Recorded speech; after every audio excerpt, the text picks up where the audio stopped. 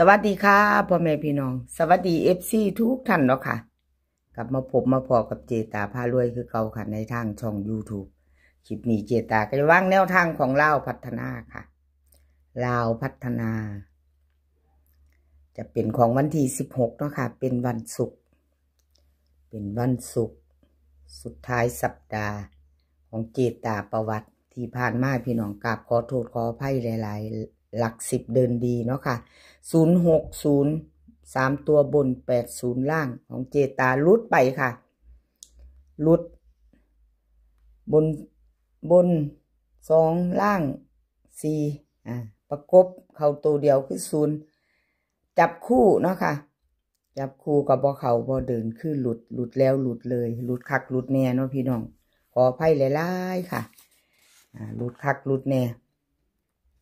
2 งวดเจตาให้เบิ่งเอามาลองใหม่ที่ว่าจับคู่บ่ชัดเจนเนาะนี่เนาะพี่น้องเอามาใหม่แล้วมาลองเบิ่งสูตรใหม่ของเจตาอีกพี่น้องหลัก10เดินดีเด่นหลัก10เนาะค่ะเจตามาจับคู่สูตรนี้ครับพี่น้องสูตรใหม่นี่สิเป็นจังใดจะเป็นแบบไหนก็มาลองเบิ่งพิจารณากันเนาะแนวทางใหม่ของเจตาพารวยเนาะค่ะหลัก10เดินดีเด่นหลัก10ค่ะเด่นหลัก10บนล่างเอาเด่นหลัก10ค่ะพี่น้องบนคือ8ล่างคือ4เลขประกบค่ะ1 2 5 3ตัวเนาะ1กับ2กับ5จับคู่ค่ะสูตรใหม่มาใหม่จับคู่ให้เจตาจับคู่ให้บนค่ะ8 2 8 1หลัก10คือ8เนาะล่างค่ะ4เจตาจับให้4 2กับ4 5เนาะค่ะเด่นหลัก10เด่นล่าง4จับคู่สูตรใหม่ค่ะว่าจะเป็นจังใดเนาะพี่น้องเนาะติชมเข้ามาได้เนาะค่ะพี่น้องคอมเมนต์เข้ามาหลัก10เดินดีนี่FC เพิ่นก็ถามหาหลายอยู่เนาะค่ะเพิ่นรอเพิ่นถามอยู่รอหลัก10เจตาคอมเมนต์เข้ามาได้ค่ะน้อมรับทุกคำติชมเนาะค่ะน้อมรับทุกคำติชม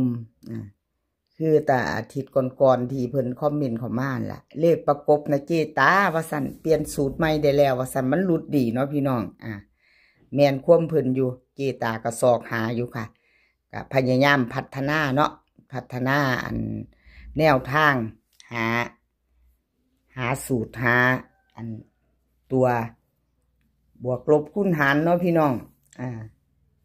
ตัวของเลขบนเลขล่างเลขประกบเลขจับคู่เนาะค่ะจับเข้ามาคู่กันมาลองเบิ่งสูตรใหม่เนาะค่ะสูตรใหม่ถ้า FC เขามาเห็นคลิปนี้เนาะฟังคลิปนี้กะพิจารณาเบิ่งเนาะค่ะพี่น้องคอมเมนต์เขามาได้ผู้ที่ชอบแนวทางของหลัก10เดินดีเนาะค่ะแนวทางลาวพัฒนาเด่นหลัก10ผู้ที่เพิ่นมักสูตรนี้เนาะมักสูตรนี้มักหลัก10คอมเมนต์เขามาได้แนะนำกันเขามาได้เนาะค่ะพี่น้องน้อมรับทุกคำติชมเจตาลองเบิ่งเนาะค่ะจับคู่บนล่างเนาะลองเบิ่งพิจารณาเบิ่งแคปหน้าจอไว้ค่ะแคปหน้าจอไว้ลงสายมื้อนี้พี่น้องเน็ตก็มามีเน็ตบ่มาอีกแล้วเจตาได้อัดไว้อัดคลิปไว้ปล่อยก็คงจะได้ปล่อยสายบ่มีสัญญาณเนาะพี่น้องบ่มีสัญญาณเนาะไม่มีสัญญาณไปต่อค่ะไปต่อ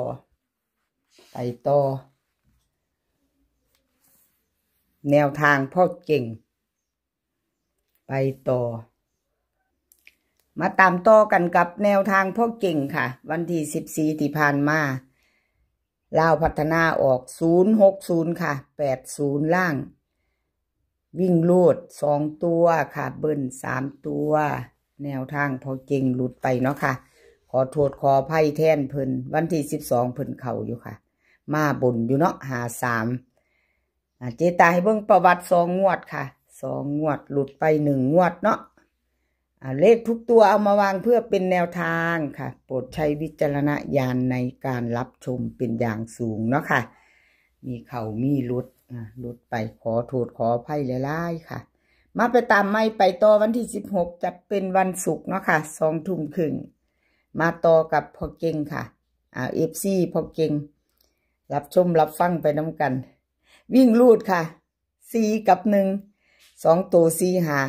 4 1 4 2 1 7 1 8เบิ้ลค่ะ4 4 1 1 3 ตัวค่ะ1 1 4 4 1 7 1 1 8วิ่งลูดค่ะ4 กับ 1เด่นเท่ากันเพิ่นวงกลมให้ถึง2 ตัวค่ะพอเก่งวิ่งลูดเพิ่น4 1ค่ะกับ1 8 2 ตัวเน้น2 หาง3 ตัวค่ะ1 1 4เน้น1 หางแนวทางพ่อเก่งค่ะใครจะไปต่อกับเพิ่นเตรียมแคปหน้าจอเนาะค่ะคลิปนี้มี4 เสี้ยนดังค่ะก็จะมีเจตาเด่นหลัก10แนวทางพ่อเก่งแล้วก็สมใจเนาะค่ะแล้วก็น้อยนำโชคค่ะ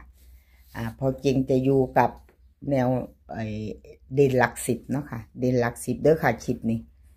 พอ FC เพิ่น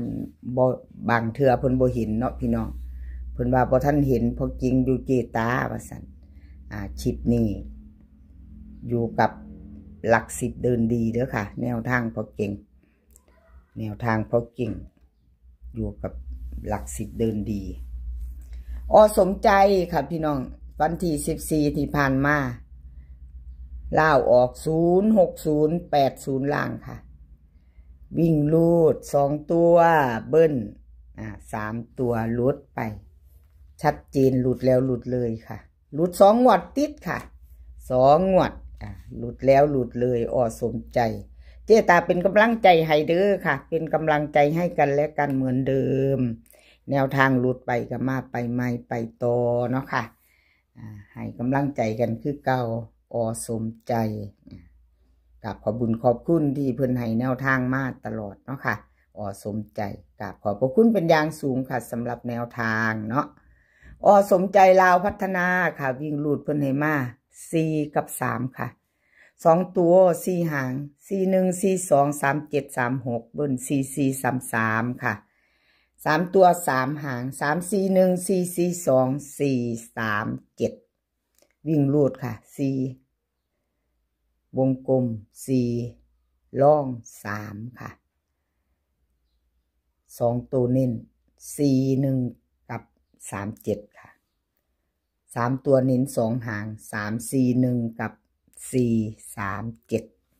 แคปหน้าจอค่ะใครจะไปต่อกับสมใจเนาะค่ะใครจะไปต่อกับเพิ่นก็แคปหน้าจอแล้วไปต่อค่ะน้อยนำโชคค่ะน้อยนำโชคค่ะวันที่14ที่ผ่านมาลาวพัฒนาออก06080ล่างเพิ่นเข้าไป6อยู่ค่ะวิ่งลูด2 ตัวมา1 ตัวเนาะค่ะ2 ตัวหลุดไปเบิ้ล3 ตัวหลุดไปบ่เป็นยังเป็นกำลังใจให้คือเก่า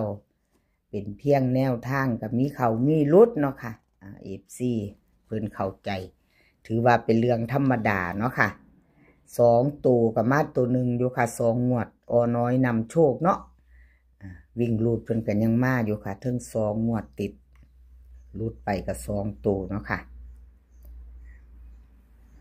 น้อยนำโชคมาไปต่อกับเพิ่นวันที่16ค่ะวิ่งลูดเพิ่นให้มา7 กับ 2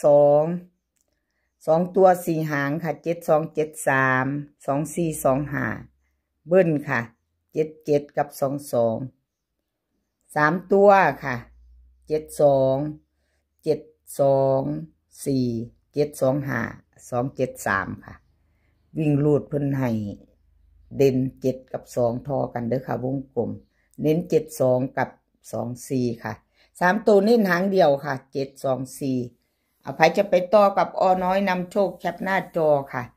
แคปหน้าจอไว้ไปลุ้นกันวันศุกร์20:30เนาะค่ะเป็นวันที่16แคปหน้าจอไว้